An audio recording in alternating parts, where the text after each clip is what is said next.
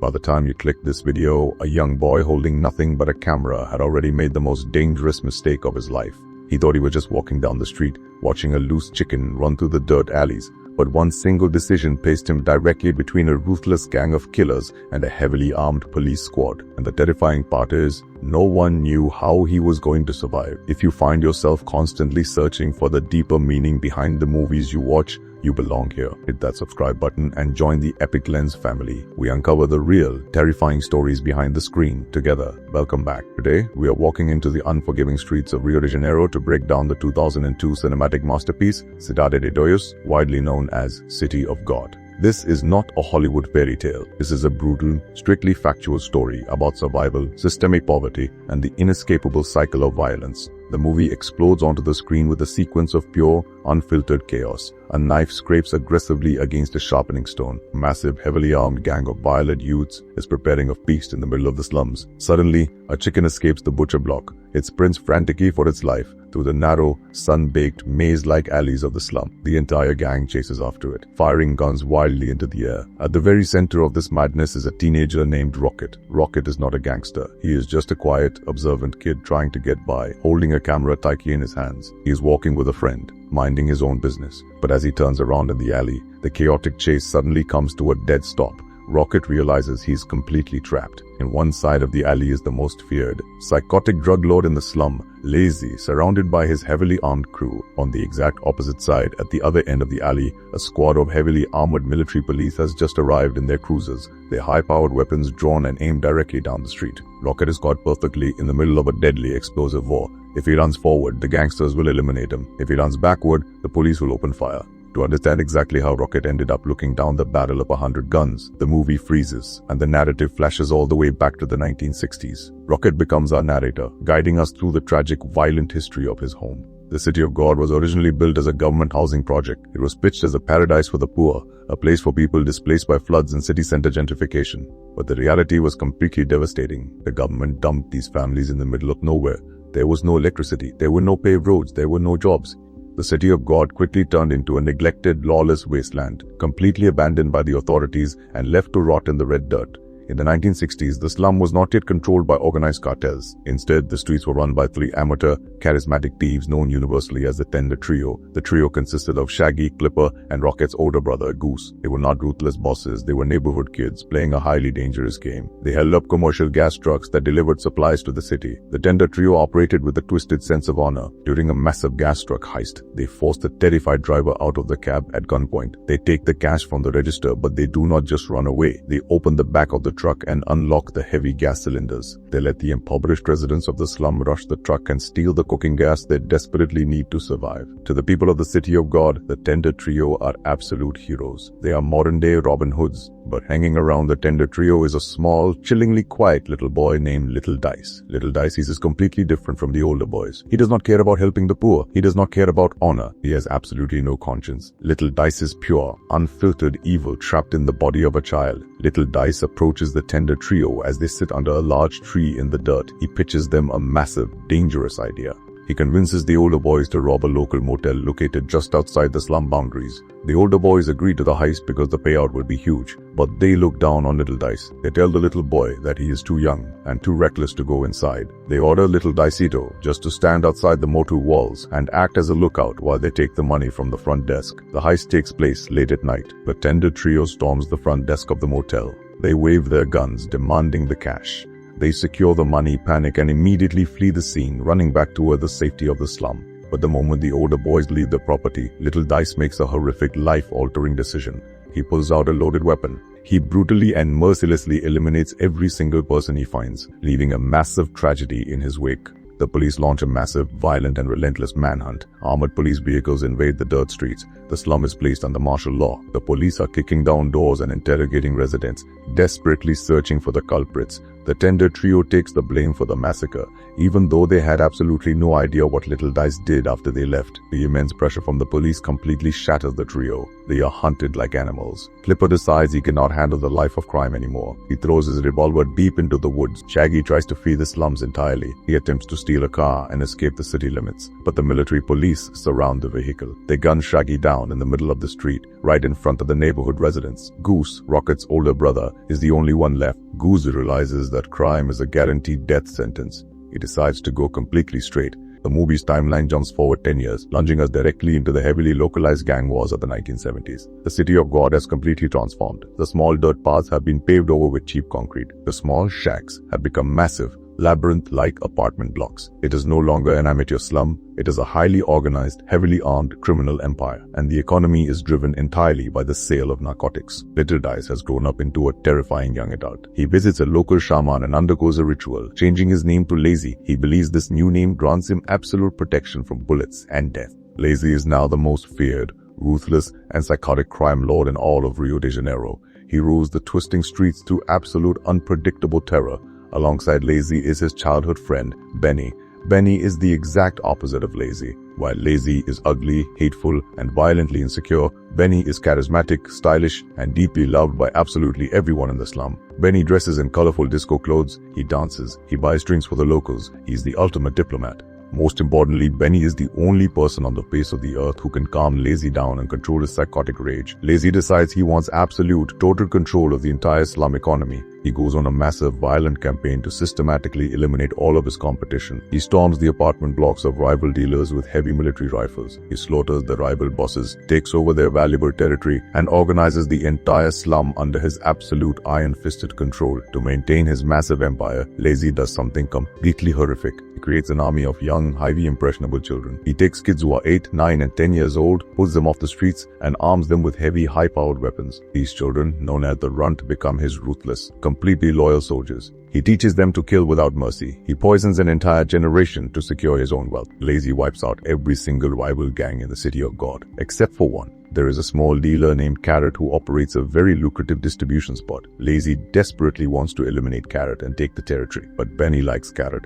Benny considers Carrot a good friend. Because Benny insists on keeping the peace, Lazy is forced to let Carrot live. But the tension between the two bosses constantly simmers just below the surface. While Lazy is building an empire of blood, Rocket is just trying to survive high school. Rocket wants absolutely no part of the underworld. He has seen exactly where it leads. Instead, Rocket discovers a profound, life-saving passion for photography. He works incredibly hard, takes a low-paying job at a local grocery store, and buys his very first camera. Rocket uses the camera as a shield against the horrific reality of his world. He takes pictures of his friends, the local kids, and the vibrant but tragic life inside the slum.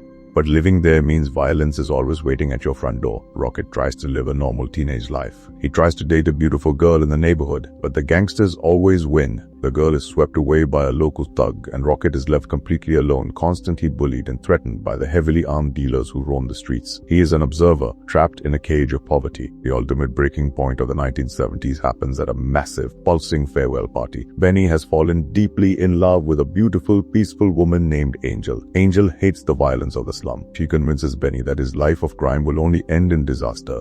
Benny realizes she is completely right. He decides he wants to leave the criminal life behind forever. He plans to move to a quiet farm in the country and live a normal, legitimate life.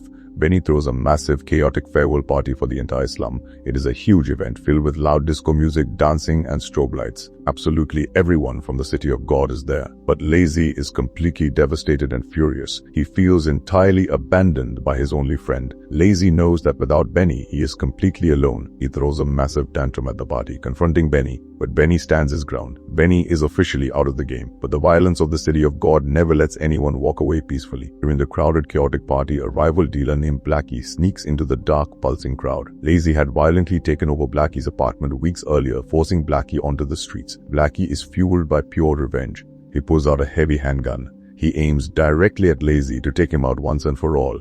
But in the frantic, blinding flashes of the strobe lights, Blackie completely misses his target. The bullet tears through the crowd, and it strikes Benny directly in the center of his chest. The loud music instantly fades into a horrific, ringing silence. Benny collapses to the dirty floor, bleeding to death. Angel screams in pure, unadulterated horror. Lazy falls to his knees. He grabs his dying friend, holding him in his arms, screaming in absolute, crushing agony. The only man who kept the peace in the City of God is dead. And without Benny to control him, Lazy completely loses his mind. The tiny fraction of humanity that Benny provided is entirely gone. Lazy becomes an untethered, psychotic, raging monster. He declares absolute war on anyone who even looks at him wrong. The city of God is about to descend into a level of violence that no one is prepared for. This devastating tragedy introduces the most heartbreaking character in the entire story, Notch Out Nerd. Before the death of Benny, Notch Out Nerd was a highly respected, deeply honorable man living in the slum. Nerd is a military veteran. He is incredibly handsome, charismatic, and unlike the gangsters, he works an honest, grueling, legitimate job as a bus fare collector. He is universally loved by the community. He wants absolutely nothing to do with crime or the cartels. He just wants to live in peace with his family. But Lazy cannot stand the fact that Nerd is loved. Lazy is ugly, deeply insecure, and knows that the slum only respects him out of pure, terrifying fear. In a fit of absolute, unprovoked malice and blinding jealousy, Lazy decides to destroy Nerd's life. Lazy and his heavily armed gang launch a massive, violent ambush on Nerd's family home. They kick down the doors in the middle of the night. They viciously, brutally beat Nerd in the street, humiliating the honorable veteran in front of the entire neighborhood. They destroyed his property. But the ultimate horror happens in the chaos of the attack. Lazy's gang raises their weapons and brutally, mercilessly shoot and kill Nerd's innocent brother. Nerd is left completely shattered in the dirt. His home is ruined. His brother is dead, and the government police completely refuse to help him. The authorities do not care about the residents of the slum. Nerd is forced to realize a terrifying absolute truth. In the city of God, there is no justice, there is no law, there is only blood, and there is only revenge. Driven by absolute blinding grief, Notch Out Nerd makes a fatal decision. He walks away from his honest life. He picks up a heavy weapon and walks directly into the territory of Carrot, the only rival dealer left in the slum. Nerd offers Carrot a deadly alliance. Nerd has military training, he knows how to shoot, and he is a natural leader. He vows to use his skills to hunt down the psychotic crime lord and tear Lazy's entire empire to the ground. The entire slum completely explodes into an all-out, bloody civil war. The city of God is violently split into two heavily armed factions. You are either with Lazy or with Carrot and Nerd. The narrow dirt alleys transform into a permanent, terrifying war zone. Heavily armed teenagers patrol the rooftops. Gunfire echoes through the apartment blocks every single day and night. Innocent people are caught directly in the crossfire. Mothers cannot let their children play outside. Stray bullets hit workers on their way to their jobs. The government completely abandons the neighborhood, drawing an invisible wall around the slum and letting the residents destroy each other in the streets. It is a completely isolated nightmare, but this horrific war reveals the tragic, unavoidable reality of revenge. Notch Out Nerd started as an absolute hero, a good, honorable man seeking righteous justice for his murdered brother. The people of the slum rally behind him. They view Nerd as a savior. But to fight a monster like Lazy, Nerd has to become a monster himself. Carrot and Nerd need money to buy heavy military rifles and ammunition to sustain the war. Nerd uses his tactical training to organize massive, highly coordinated bank robberies outside the slum. Initially, Nerd sets strict, honorable rules. He commands his men never to shoot innocent bank tellers or civilians. He wants to run a clean war, but the streets do not allow for honor. During a massive, chaotic shootout with Lazy's gang, the ultimate tragedy occurs. Bullets are flying wildly through the dense alleys. Nerd raises his weapon to fire at an enemy, but in the frantic, blinding chaos of the crossfire, Nerd accidentally shoots and kills an innocent civilian. The honorable veteran is completely broken by what he has done. He looks at the innocent blood on his hands. He crosses the invisible line of morality. He completely loses his soul to the streets. The honorable man slowly transforms into a ruthless, hardened gangster, consumed entirely by the endless, violent cycle of revenge. He becomes the exact type of monster he originally swore to destroy. While the city burns to the ground, Rocket finally catches a life-changing break. Rocket has been working tirelessly as a delivery boy for a major newspaper in the wealthy part of the city. He manages to get his hands on a professional, high-quality camera. Rocket knows that the newspaper executives are desperate for pictures of the violent gang war. The entire city wants to see what is happening inside the city of God, but no professional reporter or photographer is brave enough to set foot inside the deadly slum. Rocket has the ultimate advantage. He lives there. He knows the streets. He knows the gangsters. Rocket takes his camera and nervously walks directly into the heart of Lazy's heavily armed territory. He points his lens at the psychotic crime lord and his heavily armed gang. Rocket thinks he's a dead man. He expects Lazy to eliminate him on the spot. But Lazy is a complete, unhinged narcissist. The crime lord absolutely loves the camera. Lazy wants to be famous. He wants his enemies to see how heavily armed and powerful his gang is. Lazy and his entire crew proudly pose for Rocket, holding massive assault rifles in the air, smiling like celebrities. Rocket takes the film back to the newspaper. The editors are completely stunned. They develop the photos and immediately publish them directly on the front page of the paper. Rocket suddenly becomes the most valuable photographer in the entire city. He is the only man who can get close to the most dangerous criminals in Brazil. The newspaper hires him on a freelance basis, paying him for every photo he can safely bring back. This brings the timeline full circle. The narrative catches up to the exact moment the movie began, the 1980s. Rocket is walking through the alleys with his camera. A knife scrapes aggressively. A chicken escapes the butcher block. It sprints frantically through the narrow alleys. Lazy and his gang chase it, firing their guns wildly into the air. Rocket turns around and realizes he is completely trapped in the middle of the alley. Lazy's gang on one side. The heavily armed military police cruisers are arriving on the other side. A massive, chaotic, explosive gunfight completely erupts in the streets. It is the climax of the entire war. Bullets tear through the concrete walls. Lazy's gang violently engages the armored police officers. The slum becomes an absolute terrifying battlefield. During the massive chaos of the war, Carrot and Nurtured Nerd lead their faction into the fight. They want to wipe out Lazy once and for all. Nerd is firing his weapon, completely consumed by the battle. But the cycle of violence always collects its debts. Weeks earlier, Nerd had brutally killed a man during a bank robbery. That man had a young son. That young boy, entirely fueled by the same grief and vengeance that created Nerd, secretly infiltrated Carrot's gang. The boy waited for the perfect moment, and in the middle of the massive shootout, the young boy steps up directly behind No Chout Nerd. He raises a revolver and shoots Nerd directly in the back. No Chout Nerd collapses to the dirt. His honorable military veteran, the hero of the slum, bleeds to death in the dirty alleyway. He was murdered by a child, proving absolutely that the cycle of revenge destroys every single person it touches.